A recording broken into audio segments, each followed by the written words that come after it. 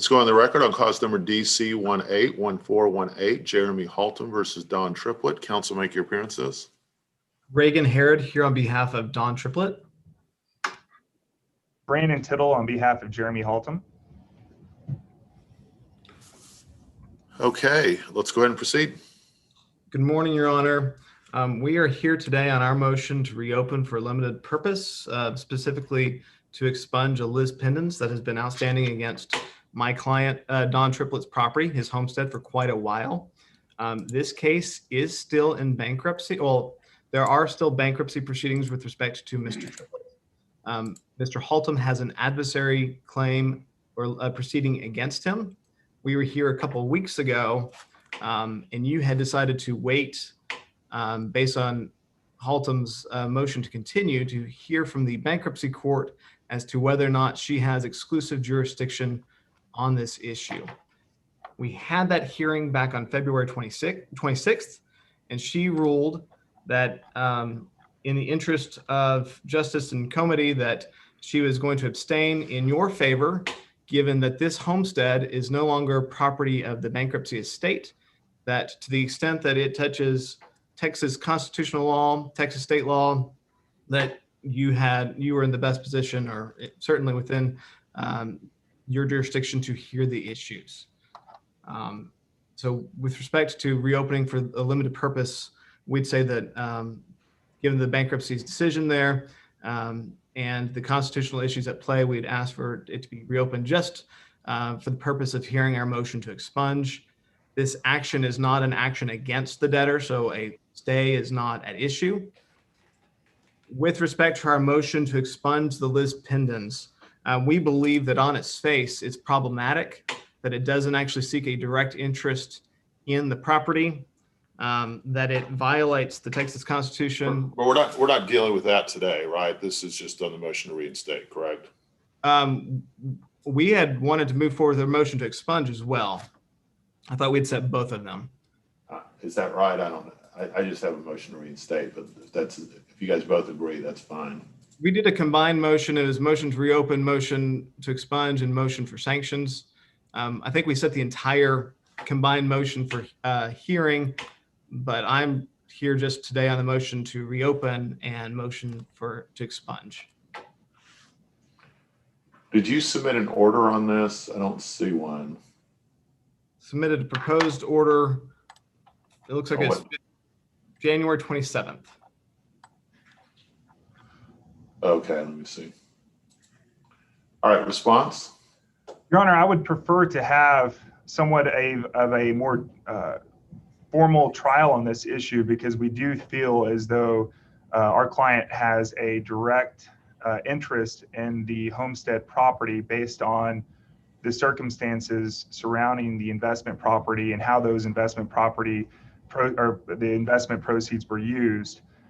We have several witnesses that will testify that the entire amount of the investment proceeds were used to renovate the debtor's homestead, which means he put in, different appliances and flooring and other types of, different types of product to renovate and restore his homestead, and which obviously increased the value of that property. So that is one of the biggest points of our argument, which is why we filed the lis pendens, is because we believe that our client kind of, basically has an equitable lien on this homestead property.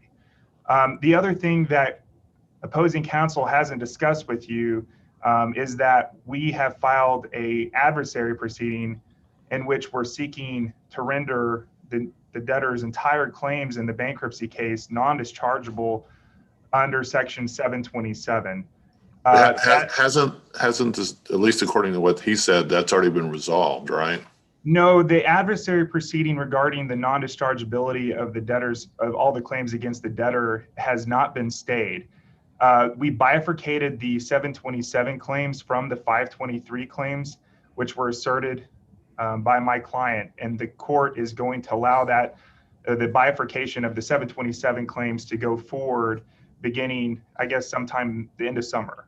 So we'll have an answer to whether the debtor's claim or all the claims against the debtor will be rendered non-dischargeable. If that is the case, then it makes no matter whether the debtor has claimed a homestead exemption in the bankruptcy case, because the entire bankruptcy case will, he'll all the claims will continue in effect indefinitely. All the claims that were asserted against the debtor as a petition date, and the claims that were asserted in this lawsuit will continue, despite the fact that the debtor claimed a homestead in the bankruptcy case.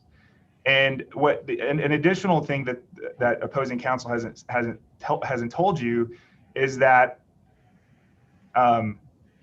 he's actually been indicted on claims related to those specific claims that we've asserted in this lawsuit. There's an indictment pending against that evidence that's not really evidence, as improper character evidence. I'm not bringing it in for that purpose. I'm bringing it in merely to state that there are grounds for our action in this proceeding, and that if we are successful in this proceeding to prove that there is a constructive trust on this asset, then we should be able to keep our lis pendens during the pendency of the case, because we have a constructive trust seeking proceeds, or seeking basically where we want an ownership interest in the property as an equitable lien, because the entire amount of the proceeds that were provided by our client to Mr. Triplett were used to renovate his property.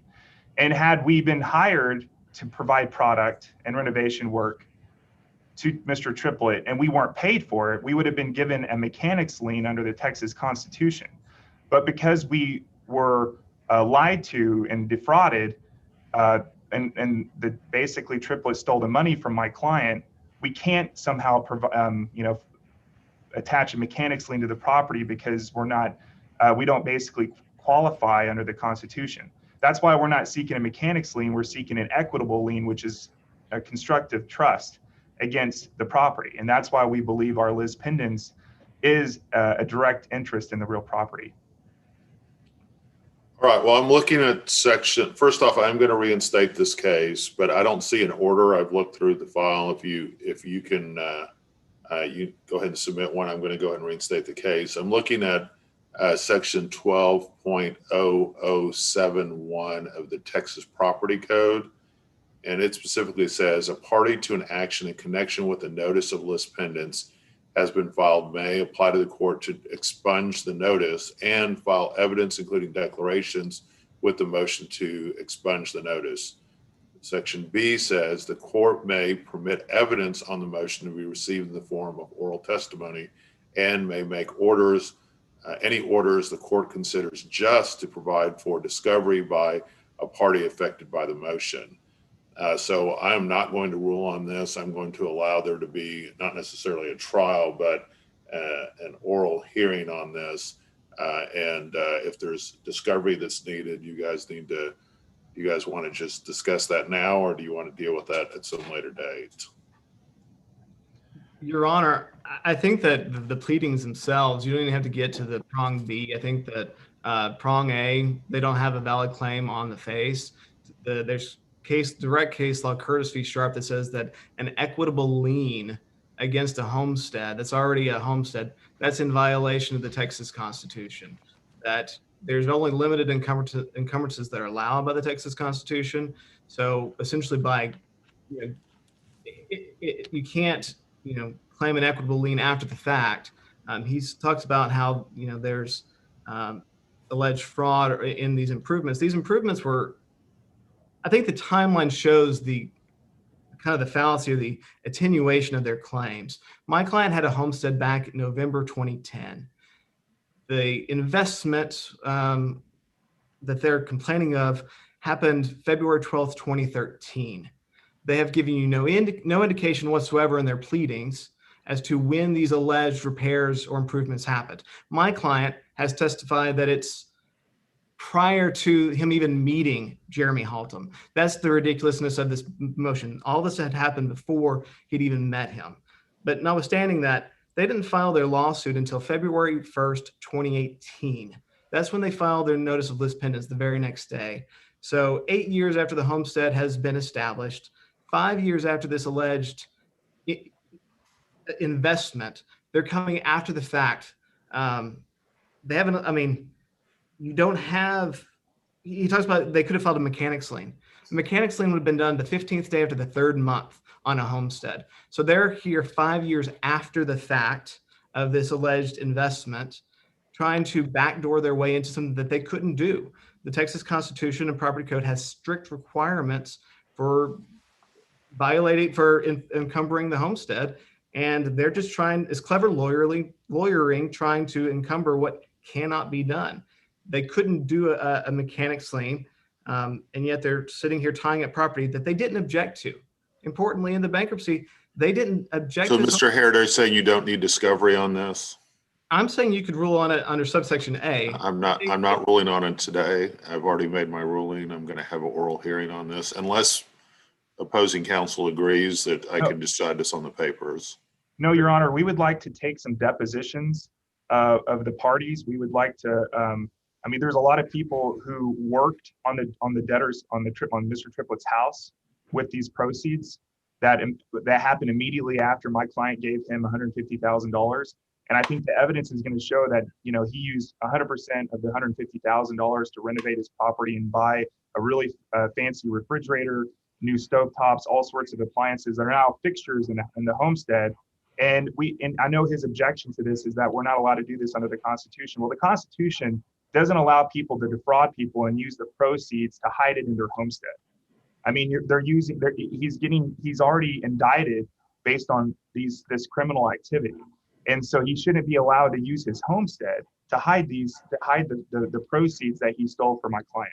I think the evidence is going to show this. And so we would like probably 3 months worth of discovery to be able to depose all these different parties and to see. Who exactly do you need to depose?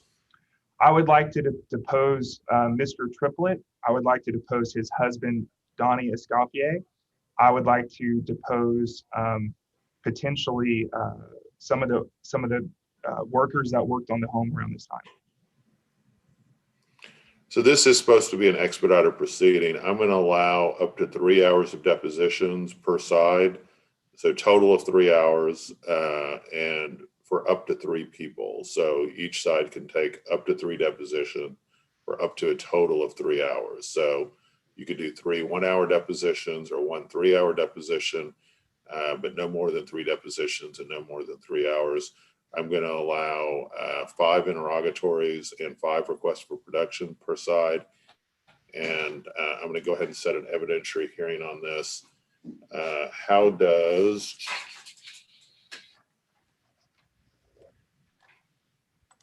May 17th or 24th sound?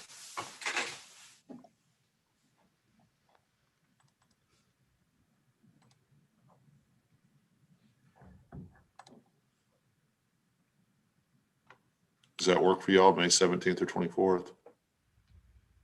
Your Honor, I have a trial scheduled the 17th. I don't know if it'll actually go, but the 24th is wide open. The 24th works for me too, Your Honor. Why don't we do the 24th at 3 o'clock? Can you grab Maxine or Rhonda for me?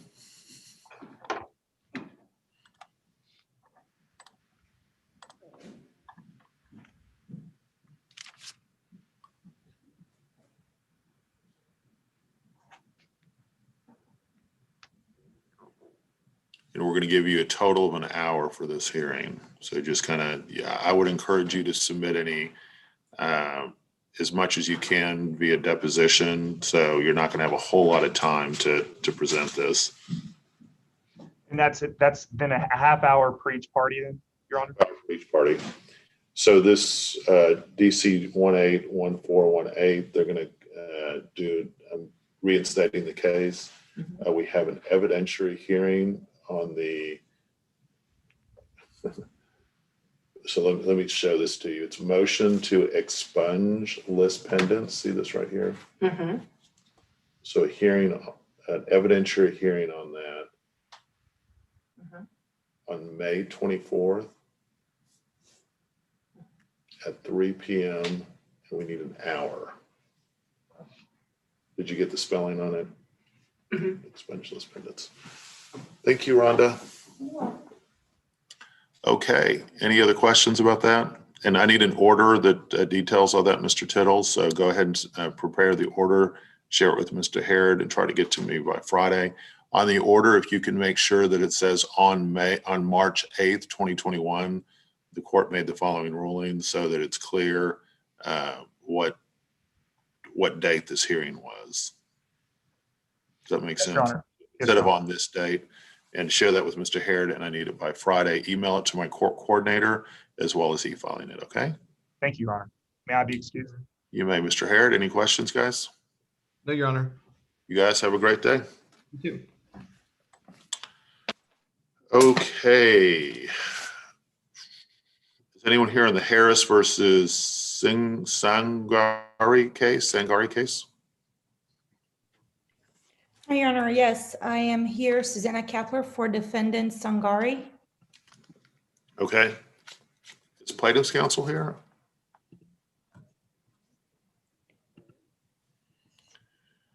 Okay. That's not. Let's go on the record on cause number 205394, Ina Harris versus Asada Sangari. Is that how you say the name? I think so. Okay. Asada Sangari, yes, that's. If you could go ahead and make your announcement. Thank you. This is Susanna Kepler for defendant Sangari. And I'm here on our motion, agreed motion to set aside a default judgment and grant a new trial. Okay.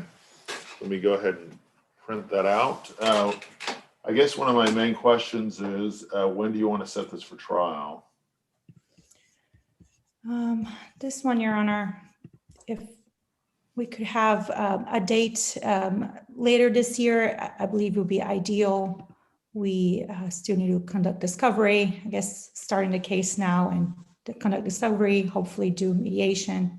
And if we can settle, then I was kind of looking through my docket because it's been kind of crazy this year, as you can imagine. I was thinking maybe November 30th looks like a pretty good date. It's the Tuesday after Thanksgiving, or the Tuesday before Thanksgiving, which is, or the week before Thanksgiving, November 16th. What is your preference? the 16th will be perfect. I don't have anything. I have a trial on the. Max, can you go grab the order? I just put it out. I'm sorry.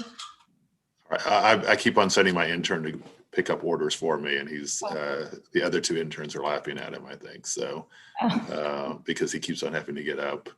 All right, Miss is it Kepler or Kapler? I apologize. I think I've been mispronouncing your name. Is it Miss Kepler?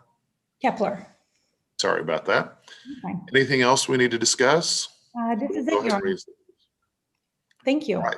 If you could let the other side know that the case has been set for trial on November 16th.